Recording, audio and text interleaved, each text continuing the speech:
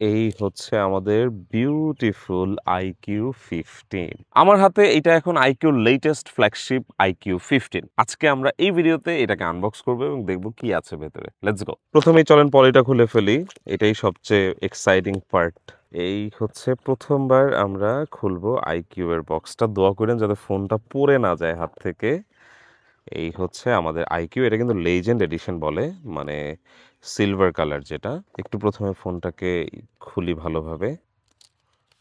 এই হচ্ছে আমাদের বিউটিফুল iQ15। ফোনটা কিন্তু দেখতে খুবই সুন্দর লাগতেছে। বক্সের ভেতরে আর কি কি আছে সেটাও একটু আপনাদেরকে দেখাই। এটা প্লাস্টিকের একটা পোর্শন।